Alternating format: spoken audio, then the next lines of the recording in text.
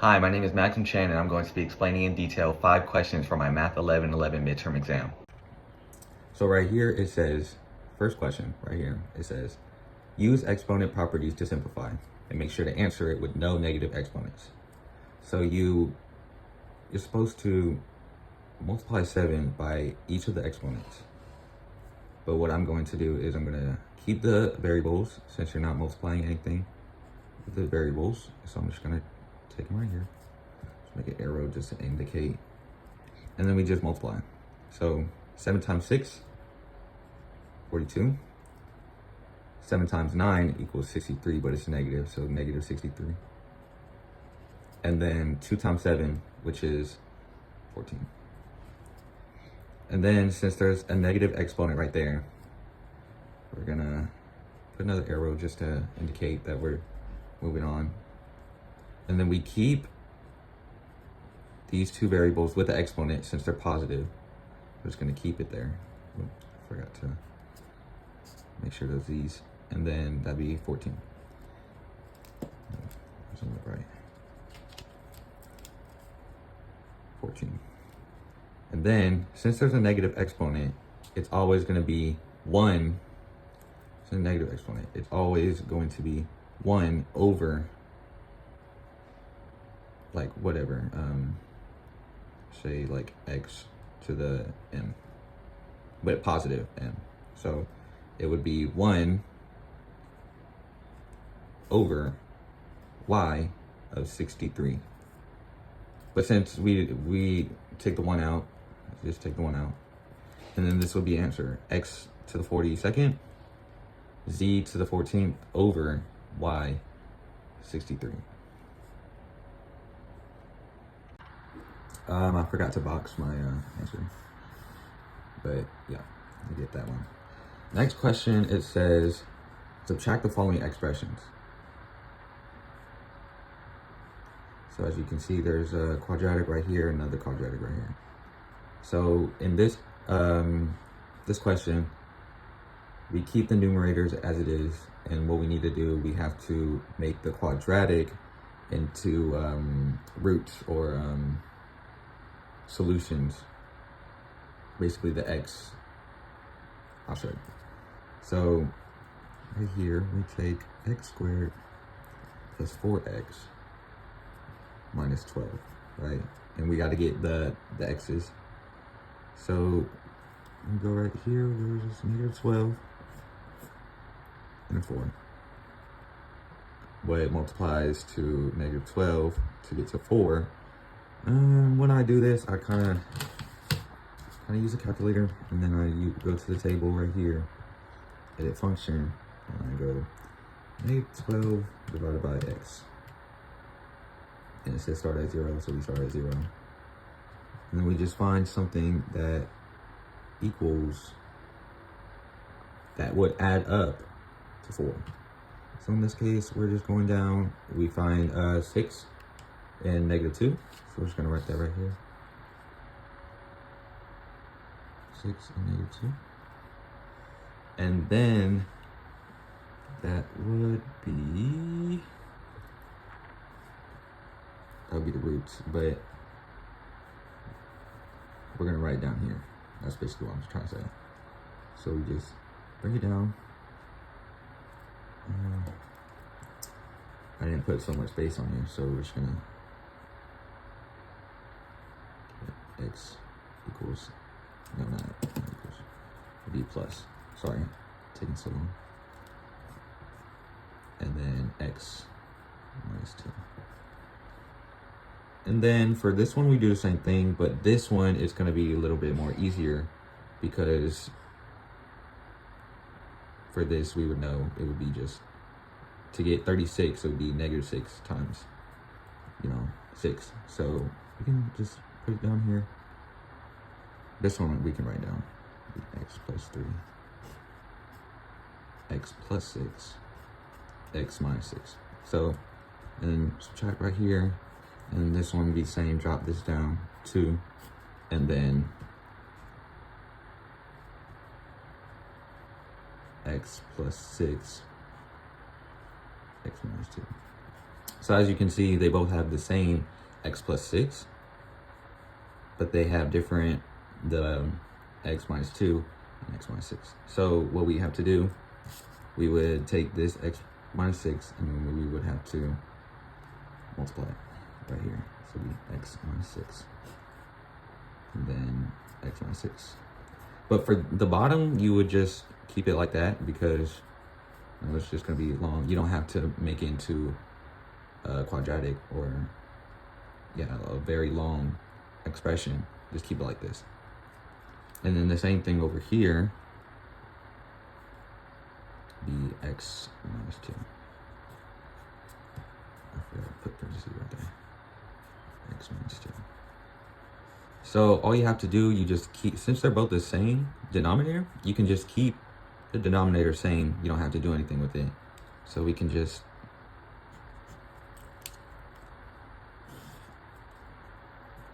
x plus 6, x minus 6,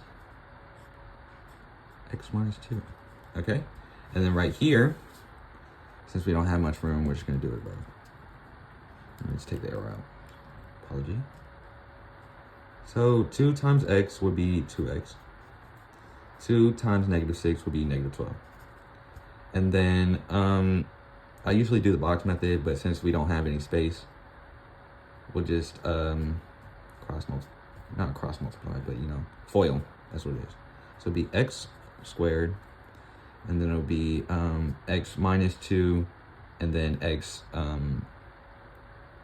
it'll be negative 2x and 3x, so that would be plus x. And then 3 times negative 2 would be negative 6. And then we're subtracting, so this will be a negative. So we can just put it right here. It's okay to have a negative starting your quadratic expression. And then 2 minus 1, 1. Negative 12 minus 6 would be negative 6. And then this would be your final answer. Would be your expression that you got from right here. The idea is you're multiplying these two, and then you're multiplying these two, and then you subtract them. That's what we did right here. Negative x squared plus x minus 6. And then down here, we did the same thing we did down here. Multiply the same thing right here, because this would equal 1, so it's fine. That's why it works. And then you just, the same denominator. That's it. Now, when I first did this one, it was kind of weird to me because there was just a lot of words, and I was like, dang, word problem. But it was really easy. So it says a job pays an annual salary of $33,150, which includes a holiday bonus of $750. If paychecks are issued twice a month, what is the gross amount of each paycheck? So that's just really a statement question that I call, you don't have to answer it, but you are going to answer it down here. It's a step-by-step. So it's on 3A, it says, letting X represent the gross amount of each paycheck, create an equation for annual salary based on gross amount of each paycheck and bonus. So we're going to let this is what we do. So we're just going to label everything. So what I did, I wrote down annual salary, which is $33,150. Then I wrote down the bonus,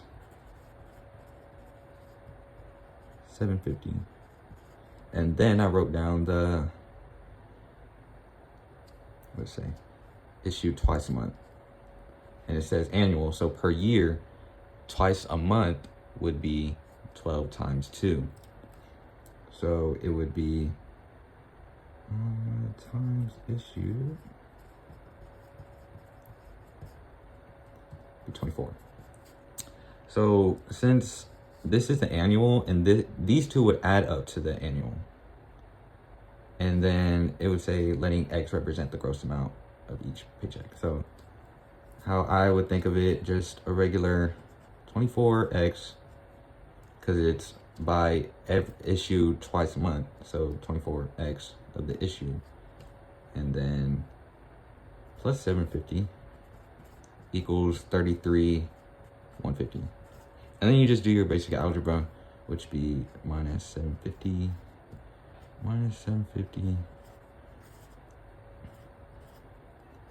to 1,432, and then you just do your divide by 24.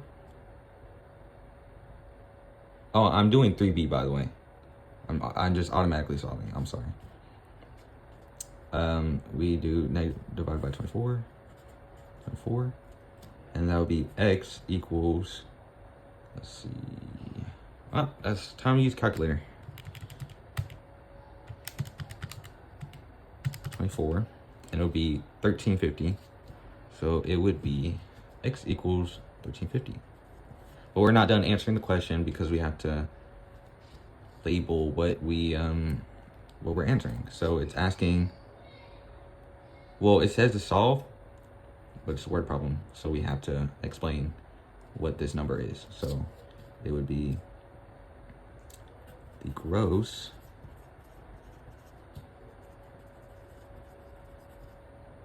of each paycheck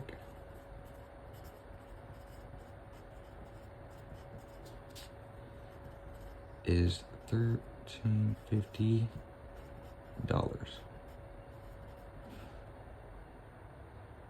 Oh, pretend you did not see the E right there. It's A. I'm sorry. My first time doing a video like this. And that's the answer. It's hard to box with one hand, but you know, that's the answer. So when I first did these on the homework that I was given by my professor, Broski, I had no idea what this meant, the absolute value. So I had to like figure it out. So basically what you do this, basically. You do this. It would be this, and then it would be another one. But you don't change the absolute value. But if it's an inequality, the second one would have to be flipped. And this would be negative 13. So then you do your regular thing, and then it'll be plus 2. So it'll be 5x. Put an arrow right here. Be 5x plus 15, because 2 plus 13 is 15. Oh, man. Not plus 15, but the inequality. Sorry. And then you do the same thing right here, and it'll be negative 13 plus 2, which would equal negative 11. 5x other side, under the, and then negative 11. So then you do the basic algebra again, and then it would be, put arrow right here, it would be x is greater than or equal to 15 over 5. Same thing right here. X is less than or equal to negative 11 over 5. And then you just, so from where I left off, you got this. We don't have to simplify this, but we do have to simplify this because this is already simplified. This one can be simplified further. So 15 divided by 5, that's 3. So be x is greater than or equal to 3. Okay. So it tells us to answer using interval notation. So we can do that. So on a number line, you can think of it as from 3, the arrow is closed since it's equal to, and then from 3, it goes infinitely to the right. This one, from negative 11 over 5, it goes infinitely to the left and it's closed. So just telling by that, you can indicate that the answer would be closed, bracket would be closed, 3, because it stops at 3, and infinitely to the right, which means infinity, parentheses, because infinities always have a parenthesis in front of them. And then since it's both of them this one and this, this one or this one. You put the U unit thing, which tells us or. And then we do the same thing. Since this one points this way, it would be negative infinity. So parentheses, negative infinity, and then negative 11 over 5, bracket. And that's the answer right here. That's your answer.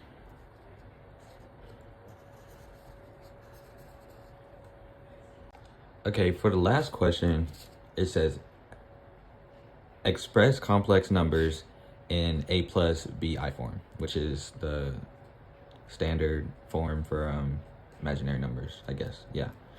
And what you do, you can't really divide these like this, like 2 divided by 7 minus 3 over 4. That doesn't work like that. So what you have to do, you get the conjugate of this, which would mean you multiply the bottom, and it will be 7 plus 4i. And whatever you do to the bottom, you do to the top. So you do the same thing, 7 plus 4i. And then you just multiply them too. Normally I do the box method thing, but it's kind of hard. It's kind of weird, but I think it's easier. So I'm gonna do the box method this time. So I finished drawing the boxes, and then I wrote the expressions that we're multiplying. So for this box, I'm multiplying 2 and 3i multiplied by 7 plus 4i. And then this box, I do 7 minus 4i multiplied by 7 plus 4i, which is basically denominator and numerator. So we just multiply, and then we just simplify. So 2 times 7, 14. 7 times 3i will be 21i. 4 times 2 would be 8i. And then 4 times 3 equals 12i squared. But when I think of this, I just know that I squared is -1 to that imaginary number rule that we learned in class. And then since this is -1, 12 times -1 is -12. Right here. Just had to explain that. I'm not gonna do it over here. So 7 times 7 is, actually, let's write this down first. 14 plus -12 is 2. And then 8 plus 21 is 29. So plus 29i. There you go. There's the denominator. So now we can move on. That'd be 49. 7 times 4 equals 28. So -28i. And then 7 times 4 is 28. But normally if you have the conjugates of each other, you can just cross these out because they'll always cancel each other. And then 4 times -4i, both i's. 4 times -4 equals -16. I squared. So then -16 times -1 is 16. 49 plus 16 would be 50, and it would be 65.